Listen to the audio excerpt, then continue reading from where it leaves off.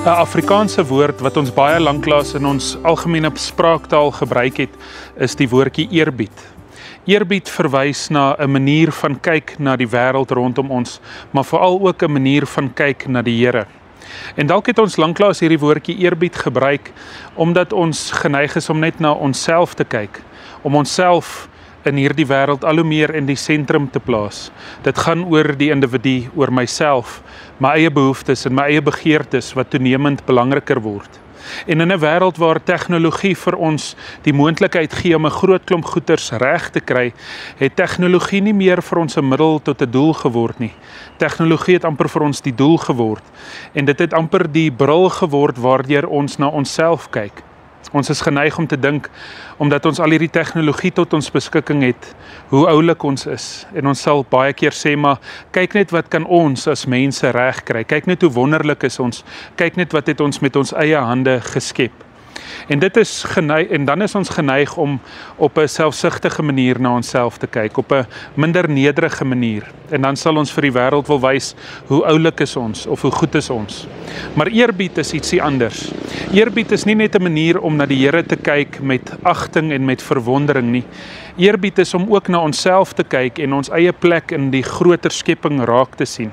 Om nie net te dink dat ons die belangrikste is en dat ons die een en die al is nie, maar om werklik ook 'n bietjie te kyk hoe klein en nietig ons is. En ons sien ietsie hiervan raak in die bekende verhaal van Genesis 11 waar die toring van Babel gebou is. Die skrywer van Genesis doen baie moeite om vir ons te vertel hoe die mens die tegnologie van daardie tyd, bakstene en klei gebruik het om hierdie wonderlike struktuur te bou, hierdie wonderlike toring. En die mens het in dieselfde struik getrap toe as wat ons geneig is om vandag in te trap. Om te sê, kyk net hoe oulik maak my tegnologie my, kyk net hoe wonderlik is ek kan 'n toring bou wie se bopunt die hemel kan raak. Maar dan gee die skrywer van Genesis eintlik vir die mens 'n reality check, as ek die Engels kan gebruik. Die skrywer van Genesis sê, die Here het afgekom om te kyk hoe oulik hierdie toring is.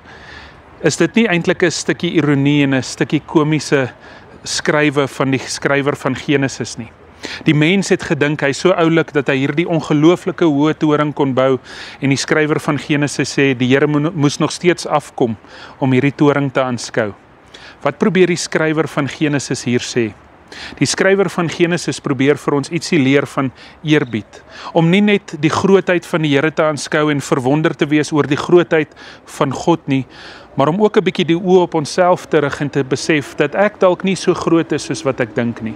Dat ek dalk nie so oulik is soos wat ek dink omdat ek al hierdie tegnologie en middele tot my beskikking het nie. Dalk moet ek besef waar ek val in die rangorde van hierdie wêreld. Die Here bly altyd groter as wat ek is. En die Here moet selfs afkom na my toe, wanneer ek dink ek die hoogste punte van my lewe bereik het. Dit beteken nie dat ons vir onsself as vloerlappe moet sien nie, maar dit beteken dat ons die Here moet sien vir wie hy is, en dat ons moet sien vir wie ons is. En mag ons dan leer wat eerbied is. Eerbied is nie net om vir die Here ontsag te hê nie, maar om ook te besef dat ek dalk nie so oulik is soos wat ek dink nie. Dat ek dalk nie so groot is soos wat ek dink nie, maar dat die Here altyd groter bly as wie ek is. Mag ek en jy met eerbied na die Here kyk, maar ook na onsself kyk en besef waar ons val in die groter skema van alles. Hemelvader, baie dankie dat U vir ons lief is.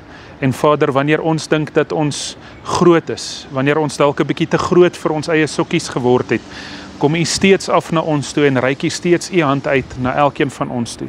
Vader, dankie dat ons U grootheid kan raak sien, maar meer nog dat ons kan besef dat U groter is as wat ons is. En daarom is ons in veilige hande, want ons is in U hande. Help ons om vandag hierdie werklikheid uit te leef. Ons vra dit alles in U naam. Amen.